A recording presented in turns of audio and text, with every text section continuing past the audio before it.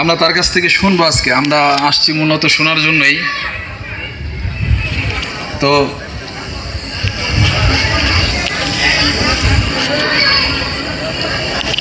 একটি কথা যেটা হচ্ছে, আজকে আমরা হঠাৎ এখানে বসছি। গত কিছুদিন পূর্বেই আমরা ভাবছিলাম যে আমাদের সময় যারা ছাত্রদল করতো তাদেরকে নিয়ে আক্তার ভাইয়ের সমন্বয়ে আমরা একটা চা চক্রের ব্যবস্থা করবো আর কি, এমন একটা প্ল্যান ছিল আর কি।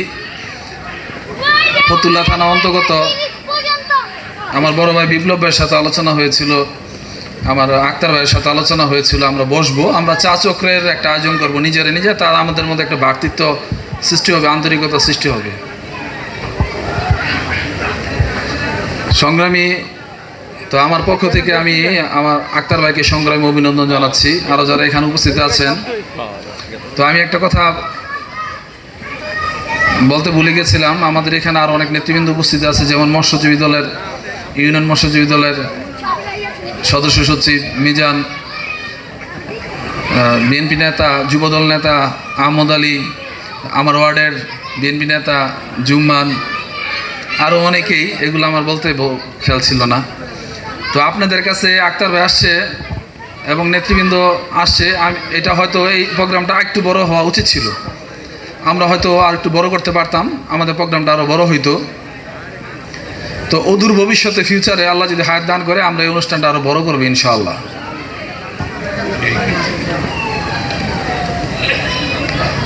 আর আমরা 4-এ থাকবো না 5-এ থাকবো সেটা জানি না, যেহেতু বিএনপি করি, হ্যাঁ, দানের শীষে ভোট দিব, আল্লাহ XYZ জ্যাক দ্বারা তাকে আমরা ভোট দিব ইনশাআল্লাহ। যেই আসুক আমরা ভোট দিব, পালা থাকার কোনো জো নাই, কেউ পালা থাকতে পারতো না।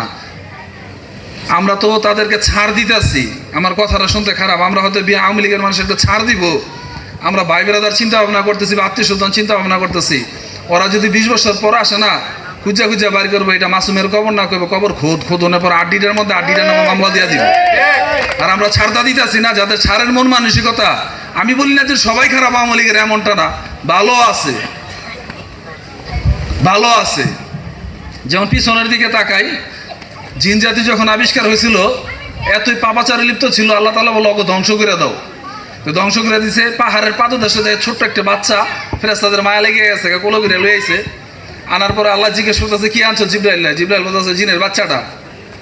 আমাকে অনেক মায়া লাগছে, আরে এটা তো জিনের বাচ্চা, সাপের বাচ্চা, সাপে হয়তো ভবিষ্যতে পেলাম আদমের গোয়াতে আঙ্গুল ঢুকাইছে জিন হই, মাইন করেন নাকি হই। তো এই আওয়ামী লীগ হইল ওই জিনের থেকেও খারাপ, জিন জাতি তো খারাপ। ফেরাউন বলেন, নমরুদ বলেন, আরো যারা শাসক বলেন, চেঙ্গিস খান, হালাকু খান, তাদের ইতিহাস চেঞ্জ হাসিনার অত্যাচারের কারণে। তাদের ফালায়া এখন বর্তমানে ওই জায়গাটা হাসিনার জায়গা বর্তমানে অবস্থিত হয়ে গেছে। আমরা যারা অত্যাচারিত, হয়তো আমরা অনেকে বাসায় থাকতে পারি না, মাঝে মধ্যে বিপ্লব ভাইয়ের সাথে কোর্টে দেখা হইতো, ভাই হাজিরা দিতেছি কবে শেষ হইব, ধৈর্য ধরো ধৈর্য ধরো ধৈর্য ধরো, হ্যাঁ ধৈর্য ধরো ধৈর্য ধরো।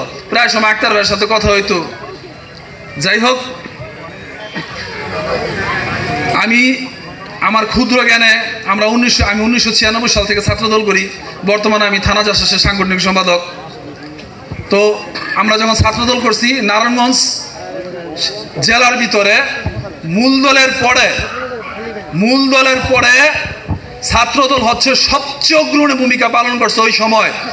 আর নারায়ণগঞ্জ জেলার ভিতরে সবচেয়ে গুরুত্বপূর্ণ থানা ছিল আমার ফতুল্লা থানা। আমরা ফতুল্লা থানা যদি নারায়ণগঞ্জ জেলা অংশগ্রহণ করতাম তাহলে নারায়ণগঞ্জ জেলার প্রোগ্রামটা সফল হইতো, নতুবা হইতো না। আমার নেতা এখানে উপস্থিত আছে, একবারে প্রত্যক্ষ এবং পরোক্ষ। তো আমরা যারা ছাত্রদল করছি আমাদের ব্লাডের সাথে, রক্তের সাথে মিশে গেছে গা, অতএব যাওয়ার কোনো রাস্তা নাই।